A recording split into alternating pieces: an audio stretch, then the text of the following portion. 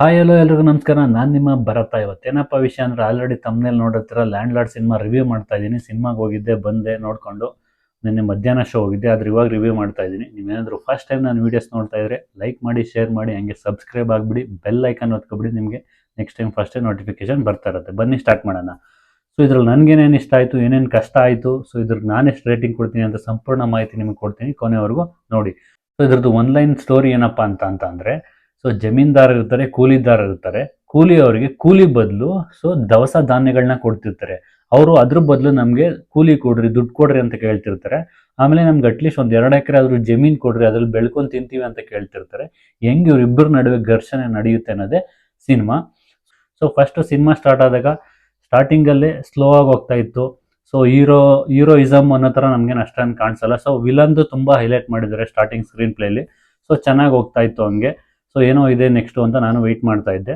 So Raj B Shetty ಅವ್ರು ಬರ್ತಾರೆ. Acting ಮಾತ್ರ ನೆಕ್ಸ್ಟ್ ಲೆವೆಲ್ ಮಾಡಿದ್ದಾರೆ ಗುರು. ರಾಜ್ ಬಿ ಶೆಟ್ಟಿ ನನಗಂತೂ ಸಖತ್ ಇಷ್ಟ ಆಯಿತು. ಏನು ಗುರು, ವಿಲನ್ ಪಾರ್ಟಿಗೆ ಮಾತ್ರ perfect suitable Raj B Shetty ಅಂತ ಅನಿಸ್ತಾ ಇತ್ತು. ಹಂಗೆ ಹೋಗ್ತಾ ಇದ್ರೆ ದುನಿಯಾ ವಿಜಯ್ ಅವರು ಅವ್ರಿಗೇನು ಕೊಟ್ಟಿದ್ದಾರೋ ಅವ್ರ ಪಾತ್ರ ನಿಭಾಯಿಸ್ಕೊಂಡು ಅವರು ಕೂಡ ಆ್ಯಕ್ಟಿಂಗ್ ತುಂಬ ಚೆನ್ನಾಗಿ ಮಾಡಿದ್ದಾರೆ. ಸ್ಟೋರಿ ಹಂಗೆ ಹೋಗ್ತಾ ಇತ್ತು. ಆಮೇಲೆ ದುನಿಯಾ ವಿಜಯ್ ಅವ್ರ ಮಗಳು ಪೊಲೀಸ್ ಪಾತ್ರ ಮಾಡಿದ್ದಾರೆ, ಅವರು ಮಾತ್ರ ಸಖತ್ತಾಗಿ ಮಾಡಿದ್ದಾರೆ. ಸೊ ಇದರಲ್ಲಿ ಒಂದು 2-3 ಸೀನ್ಸ್ ನನಗೆ ತುಂಬ ಇಷ್ಟ ಆಯಿತು. ದುನಿಯಾ ವಿಜಯ್ ಅವರು ಹೊಡಿತಾ ಇರ್ತಾರೆ ಫೈಟಿಂಗ್ ಸೀನಲ್ಲಿ, ಕೂತ್ಕೊಂಡು ಸಿಗರೇಟ್ ಸೇದ್ಕೊಂಡು ಒಂದು ಫೈಟಿಂಗ್ ಐತೆ. ಸೊ ಅದು ಸಖತ್ತಾಗೈತೆ. ಆಮೇಲೆ ದುನಿಯಾ ವಿಜಯ್ ಅವ್ರ ಮಗಳನ್ನ ಇಲ್ಲಿ ಮೆಚ್ಚಲೇಬೇಕು. ಸೊ ಅವರು 1-2 ಸೀನ್ಸ್ಗಳಲ್ಲಿ ವಿಲನ್ನ ಎಳ್ಕೊಂಬರೋದು, ವಿಲನ್ನ ಎದುರಾಕೊಳ್ಳೋ ಸೀನ್ಸ್ ಇದಾವೆ ಡೈಲಾಗ್ ಹೊಡೆದ್ಬಿಟ್ಟು. ಸೊ ಅದನ್ನು ಸಖತ್ತಾಗಿ ಇಟ್ಟಿದ್ದಾರೆ ಅಂತಲೇ ಹೇಳ್ಬೋದು. ಆಮೇಲೆ ಆ್ಯಕ್ಟಿಂಗ್ ಅಂತ ಬಂದರೆ ಎಲ್ಲರೂ ಟಾಪ್ ನಾಚಾಗಿ ಮಾಡಿದ್ದಾರೆ. ಆ ಹಳ್ಳಿ ಸೊಗಡಿಗೆ, ಆ ಭಾಷೆಗೆ ಅಡಾಪ್ಟ್ ಆಗಿಬಿಟ್ಟು ತುಂಬ ಚೆನ್ನಾಗಿ ಮಾಡಿದ್ದಾರೆ ಅಂತಲೇ ಹೇಳ್ಬೋದು ಎಲ್ಲರೂ. ರಾಕೇಶ್ ಅಡಿಗ ಆಗ್ಬೋದು, ರಾಜ್ ಬಿ ಶೆಟ್ಟಿ ಆಗ್ಬೋದು, ರಚಿತಾ ರಾಮ್ ಅವ್ರಾಗ್ಬೋದು, ದುನಿಯಾ ವಿಜಯ್ ಅವ್ರಾಗ್ಬೋದು. ದುನಿಯಾ ವಿಜಯ್ ಅವ್ರ ಮಗಳು ಇದರಲ್ಲಿ ಮಗಳ ಪಾತ್ರನೇ ಮಾಡಿದ್ದಾರೆ. ಸೊ ಅವರು ಕೂಡ ತುಂಬ ಚೆನ್ನಾಗಿ ಮಾಡಿದ್ದಾರೆ ಅಂತ ಅನಿಸ್ತು. ಡೈರೆಕ್ಟರ್ ಇದರಲ್ಲಿ ನಿಜವಾಗ್ಲೂ ಗೆದ್ದಿದ್ದಾರೆ. ಎಲ್ಲರಲ್ಲೂ ಆ್ಯಕ್ಟಿಂಗ್ ತೆಗ್ಸೋದ್ರಲ್ಲಿ ನಿಜವಾಗ್ಲೂ ಗೆದ್ದಿದ್ದಾರೆ.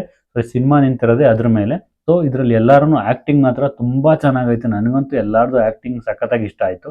ಆದರೆ ಇದರಲ್ಲಿ ನನಗೇನೇನು ಇಷ್ಟ ಆಗಲಿಲ್ಲ, ಏನೇನು ಕಷ್ಟ ಆಯಿತು ಅಂತ ಹೇಳಬೇಕು ಅಂದರೆ, ಎಷ್ಟೋ ಕಡೆ ಆಡಿಯನ್ಸ್ನ ಎಂಗೇಜ್ ಮಾಡೋದ್ರಲ್ಲಿ ಸೊ ಡೈರೆಕ್ಟರು ತಪ್ಪಿದ್ದಾರೆ ಅಂತ ಏನೋ ಹೇಳ್ಬೋದು.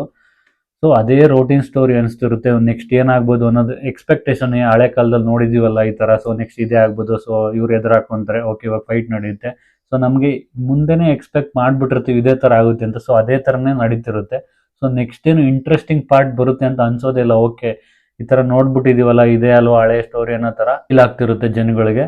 ಸೊ ಆಮೇಲೆ ಇನ್ನೊಂದು ಹೇಳಬೇಕು ಅಂದರೆ, ಹಳೇ ಥರದ ಕತೆಗಳೇ ಕಾಟೇರ ಸಿಮಿಲರ್ ಅನಿಸ್ತಿರುತ್ತೆ. ಅದರಲ್ಲೂ ಜಮೀನ್ದಾರರು ಕೂಲಿದಾರರು ಹೊಡೆದಾಡೋದು, ಸೊ ಅವ್ರ ಗುಲಾಮರ ಥರ ನೋಡೋದು, ಬರೀ ಇದೇ ಥರ ಫೀಲ್ ಆಗ್ತಿರುತ್ತೆ. ಕಥೆಯಲ್ಲೇನು ಹೊಸತನ ಅನ್ನೋದೇ ಎಲ್ಲೂ ನನಗಂತೂ ಒಂದು ಸ್ವಲ್ಪನೂ ಕಾಣಿಸ್ಲಿಲ್ಲ. ಸ್ಕ್ರೀನ್ ಪ್ಲೇಲೂ ಹೊಸತನ ಅಂತ ಎಲ್ಲೂ ಕಾಣಿಸ್ಲಿಲ್ಲ. ಸೊ ಸ್ಕ್ರೀನ್ ಪ್ಲೇಲೂ ಸೋತಿದ್ದಾರೆ ಡೈರೆಕ್ಟರ್ ಅಂತಲೇ ಹೇಳ್ಬೋದು, ಕಥೆಯಲ್ಲೂ ಸೋತಿದ್ದಾರೆ. ಹೊಸತನ ಏನೂ ಇಲ್ಲ ಕಥೆಯಲ್ಲಿ ನಿಜವಾಗ್ಲೂ. ಬಟ್ ಆ್ಯಕ್ಟರ್ಸ್ದೇನು ತಪ್ಪಿಲ್ಲ ಇಲ್ಲಿ. ಸೊ ಅವ್ರು ತುಂಬ ಚೆನ್ನಾಗಿ ಆ್ಯಕ್ಟಿಂಗ್ ಮಾಡಿದ್ದಾರೆ ಎಲ್ಲರೂ. ಯಾರ್ಯಾರಿಗೆ ಏನು ಪಾತ್ರ ಕೊಟ್ಟಿದ್ದಾರೆ ಅಚ್ಚುಕಟ್ಟಾಗಿ ನಿಭಾಯಿಸಿದ್ದಾರೆ. ಆದರೆ ಕಥೆಯಲ್ಲಿ ಇದನ್ನು ಹಳೆ ಸ್ಟೋರಿ ಆಲ್ರೆಡಿ ನೋಡಿದ್ದೀವಿ, ಇದೇನಕ್ಕಪ್ಪ ಬೇಕಿತ್ತು ಅಂತ ನನಗಂತೂ ಫೀಲ್ ಆಯಿತು ಕೆಲವೊಂದು ಕಡೆ, ಬೇಜಾನ್ ಕಡೆ. ಸೊ ಏನು ಹೊಸದಿದೆ ಇದರಲ್ಲಿ, ಹಳೆ ಸ್ಟೋರಿಗಳೇ ಅಲ್ವಾ ಅಂತ ಫೀಲ್ ಆಗೋದಂತೂ ನಿಜ.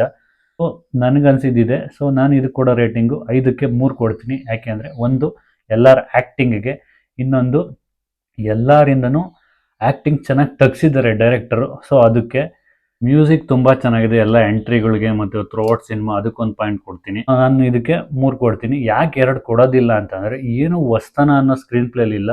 ಆಮೇಲೆ ಸ್ಟೋರಿಲೂ ಏನೋ ಹೊಸ್ತನ ಅನ್ನೋದು ನನಗೆಲ್ಲೂ ಕಾಣಲಿಲ್ಲ. ಅದಕ್ಕೆ ನಾನು 2ನ್ನ ತೆಗಿತಾ ಇದ್ದೀನಿ. ಸೊ ನಿಮ್ಗೇನಿಸ್ತು ಅಂತ ಕಮೆಂಟ್ ಮಾಡಿ. ಹಂಗೆ ಹತ್ತಿರದ ಥಿಯೇಟ್ರಲ್ಲಿ ಹೋಗ್ಬಿಟ್ಟು ಸಿನಿಮಾ ನೋಡಿ. ಒನ್ ಟೈಮ್ ವಾಚಬಲ್ ಸಿನಿಮಾ ಅಂತ ಹೇಳ್ಬೋದು.